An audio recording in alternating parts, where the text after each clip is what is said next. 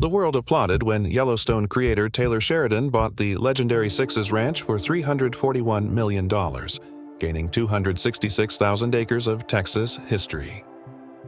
But the real story behind inside Sixes Ranch. The $341 million empire Taylor Sheridan can't control is what he didn't get. Oil fields worth more than the land itself, held tightly by the Burnett family, and a workforce of cowboys loyal to 150 years of tradition, not Hollywood fame.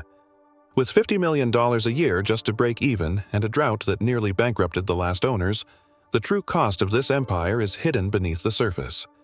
Did Sheridan just buy an American legacy or inherit its biggest unsolvable problems? The asking price, $341 million, instantly set the Four Sixes apart from any ranch deal in modern memory.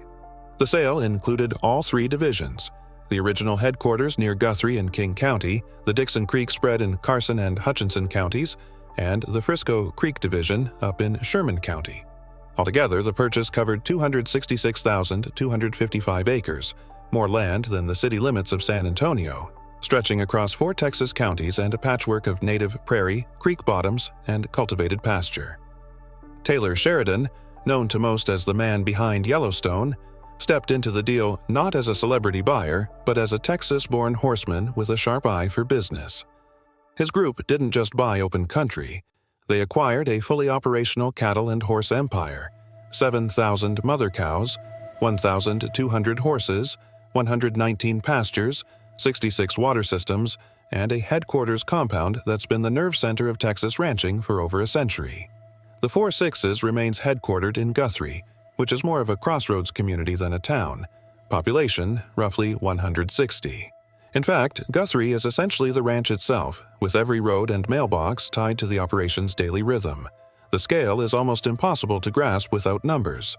The headquarters division alone covers 142,372 acres. Dixon Creek adds another 114,455 acres of rolling country and oil patch. Frisco Creek, the smallest, still counts nearly 9,500 acres of wheat ground and improved pasture. Across these divisions, the ranch maintains an inventory of equipment and infrastructure that rivals many small towns: 18 solar wells, 29 windmills, 10 submersible pumps, and more than 120 miles of pipeline just to keep water flowing to the livestock. The cattle operation is the heart of the enterprise. The Four Sixes runs about 7,000 mother cows, producing calves each year that are either retained for breeding or sold as high-quality feeder cattle. After decades of refining its herds, the ranch now specializes in Angus genetics to meet today's beef market demand. The cattle are known for their quality and consistency, a reputation built over generations and reinforced by branded beef programs that ship premium cuts nationwide. But the numbers only tell part of the story. The sheer size of the payroll, between 50 and 100 employees depending on the season, reflects the human capital required to keep the operation moving. Nearly 20 of those are full-time cowboys, men and women whose boots have never left the dirt of the Texas Panhandle. The ranch's annual labor costs alone run into the millions, with specialized managers, veterinarians, and trainers working alongside the cowhands. For Sheridan and his partners, the Four Sixes represented the ultimate opportunity, a chance to own a piece of living Western history, complete with its cattle, horses, and the sprawling infrastructure that supports them. Yet, every acre, every windmill, every cow on the books also came with a price tag that goes far beyond the closing statement. The deal delivered the land, the livestock, the equipment, and the name.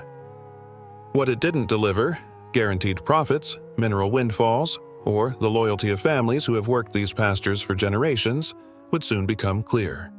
Samuel Burk Burnett's vision for the Four Sixes began with a single hard-earned decision in 1870. At just 19, he purchased 100 head of cattle from Frank Crowley, each already marked with the 6666 brand. That number, simple and bold, would become a symbol recognized far beyond Texas, a mark not just of ownership, but of reputation. For Burnett, the brand was more than a legal claim. It was a statement of intent. Every animal carrying those sixes would stand for quality and resilience. The first years were nothing short of trial by fire. Burnett's early operations unfolded in a Texas still shaped by Comanche and Kiowa raids, where fortunes rose and fell with the weather and the price of beef. Land was acquired in patient increments, sometimes for as little as 25 cents an acre, each deal a gamble against drought and market collapse. By the turn of the 20th century, Burnett's holdings stretched across the rolling plains, a patchwork of grass and creek bottom that would form the backbone of the ranch for generations to come. In 1917, Burnett built a headquarters that would become the nerve center of the operation, a stately stone house in Guthrie, quarried from the very land it overlooked. Designed to be both home and hub, the house symbolized permanence in a world where most fortunes proved fleeting. Its walls have hosted presidents, tribal leaders, and entertainers, but its true purpose was always to anchor the work of the ranch, a place where decisions were made with the long view in mind. For the men and women who worked the Sixes, that headquarters was more than a landmark. It was the heart of a living tradition. The Burnett legacy is measured not just in acres or cattle, but in the code that has guided every generation since. Cowboys here ride for the brand, a phrase that means loyalty to the land and to each other. Many are second or third generation, their knowledge passed down over campfire and branding pen. The ranch's daily rhythm, branding, calving, rotating herds through 119 pastures, still follows patterns set down over a century ago. Every decision, from breeding to brush management, is weighed against the lessons of the past and the demands of the land. For outsiders, the 4 Sixes brand might look like a marketing triumph. For those inside the gates, it is a living trust. The ranch's reputation is not for sale. It is earned, year after year, in the dust and sweat of real work. The stone house at Guthrie stands as both a monument and a reminder. This is not just a business, but a legacy. And that legacy, built on patience, resilience, and a stubborn refusal to compromise, remains the true asset that money can't buy. Oil has flowed beneath the 4 Sixes for over a century, but when Taylor Sheridan signed for 266,000 acres, most of that underground wealth stayed with the Burnett family. The sale transferred only a quarter of the ranch's mineral rights to Sheridan's group, leaving 3/4, plus decades of proven reserves, firmly in the hands of the original owners. The Dixon Creek Division alone has produced oil since May 2, 1921, when the Gulf No. 2 Burnett well became the first in the Texas Panhandle. Today, hundreds of wells still tap those fields, generating royalty checks that have averaged more than $2 million a year for just half the mineral interest. The Burnetts had already gifted half their mineral rights to Texas Christian University years before the sale. What remained, they kept, ensuring that the most reliable income stream, one that requires no cattle, no cowboys, and no risk of drought, never left the family's grasp. Sheridan's group bought the surface and the legacy, but the Burnetts kept the passive cash flow and the power to approve or block future drilling. That means every barrel pumped, every new well drilled, and every royalty check written still ties the new owners to the old. Texas law gives mineral owners broad authority over the land, so the Burnetts and TCU can greenlight oil development even if it disrupts ranch operations or filming schedules. Sheridan's share, at best, covers a fraction of the ongoing royalties. Likely under $750,000 a year, nowhere near enough to offset the $50 million in annual expenses required to keep the ranch running. The real asset in this deal wasn't just the land or the famous brand, it was buried deep, and the Burnett estate knew exactly what not to sell. With one signature, they handed over the costs, the payroll, and the weather risk, but kept the mineral rights, the ultimate insurance policy, locked away for the next generation.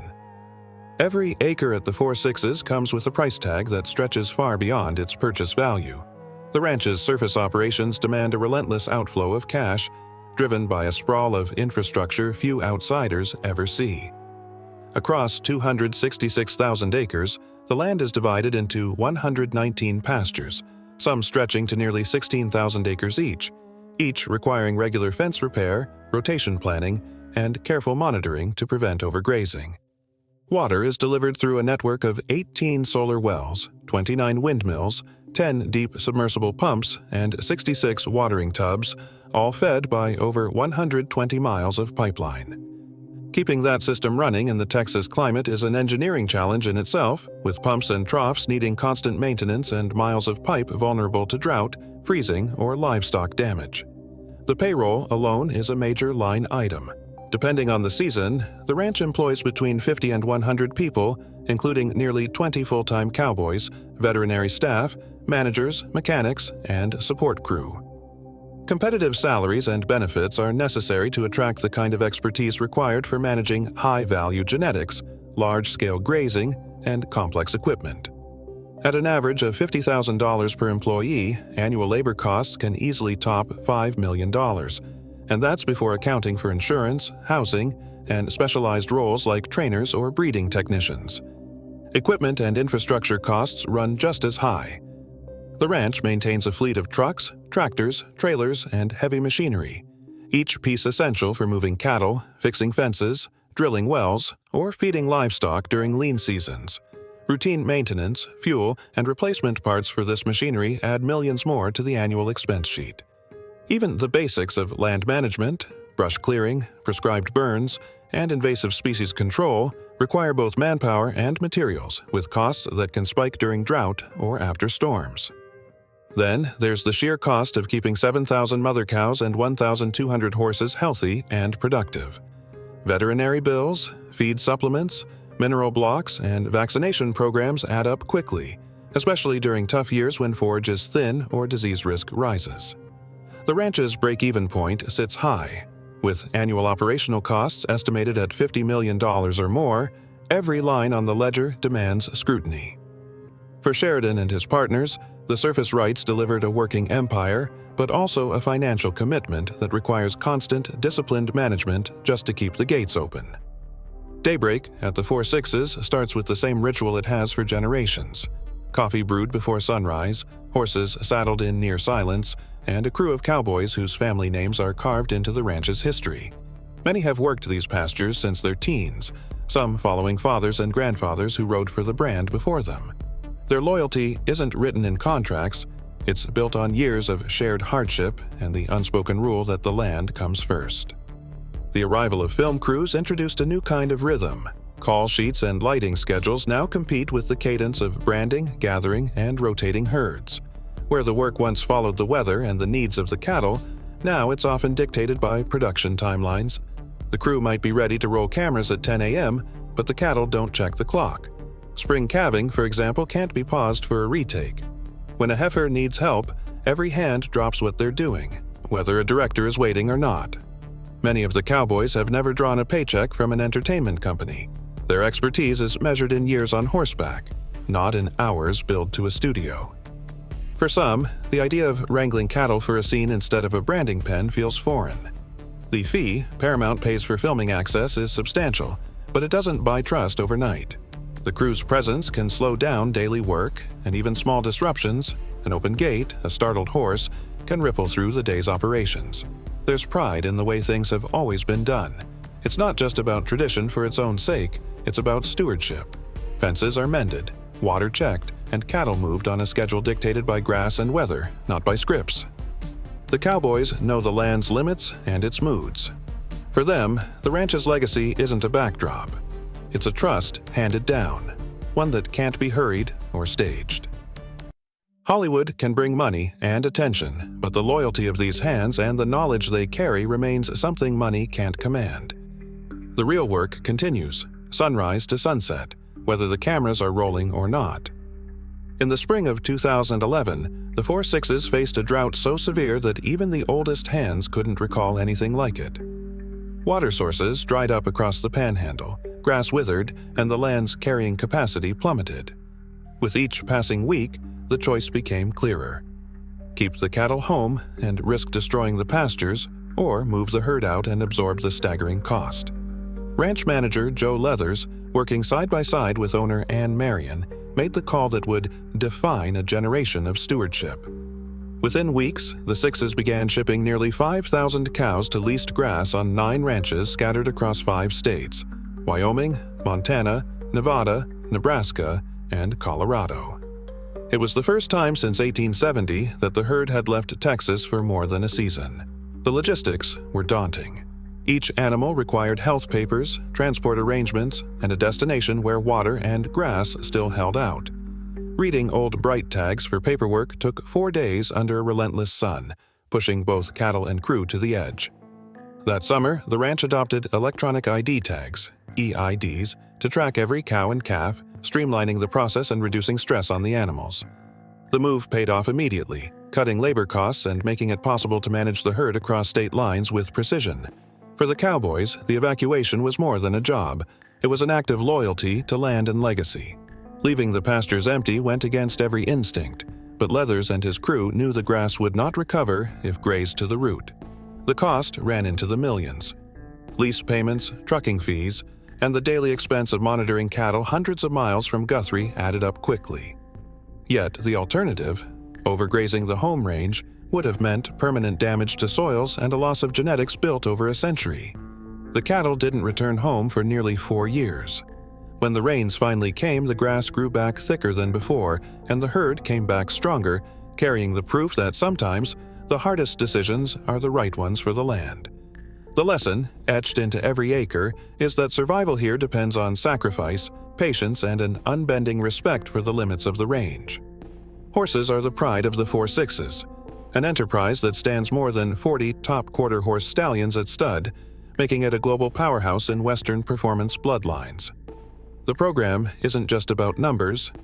In 2024 alone, the ranch's return to the Remuda sale grossed $3.3 million, with 148 horses averaging over $22,000 each. Buyers come from across the United States and as far as Argentina and Mexico, all drawn by a reputation built on decades of careful selection. The mares bred here number in the thousands every year, with advanced reproductive technology sending cooled and frozen semen to breeders from Brazil to New Zealand. But scale brings risk. The 4/6's horse operation depends on expertise that can't be bought overnight. Bloodline knowledge, tracking traits through generations, knowing which crosses produce the right mix of cow sense and athleticism, has been passed down here for decades.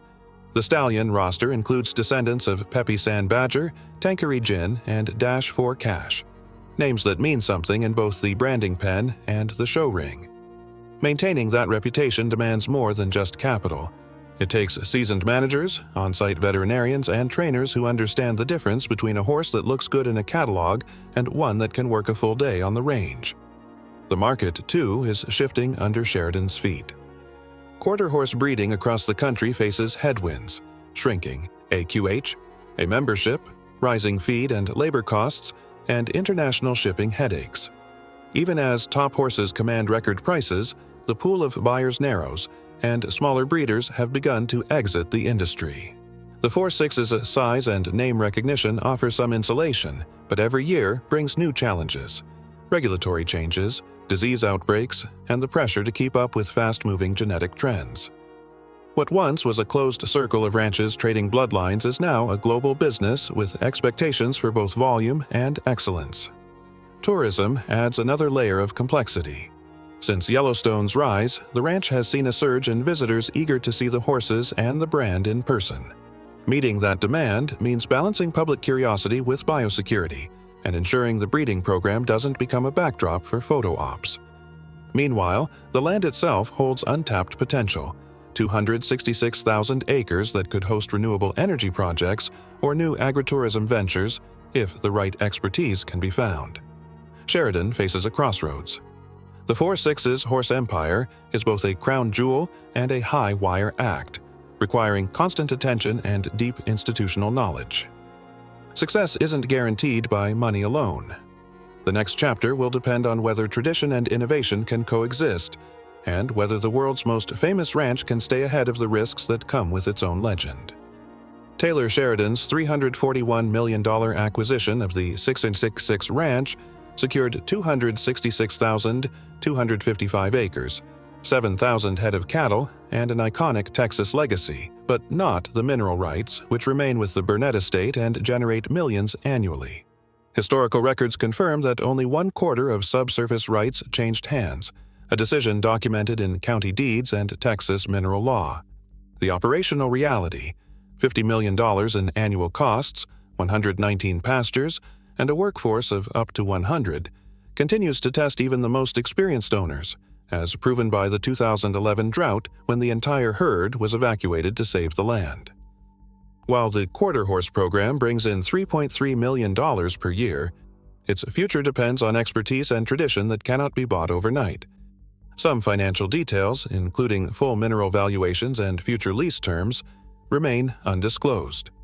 Today, the 666 stands at a crossroads, caught between the demands of Hollywood production, enduring cowboy culture, and a financial model built on razor-thin margins. The facts show that American ranching's greatest assets, heritage, loyalty, and resilience, cannot be transferred by deed or checkbook.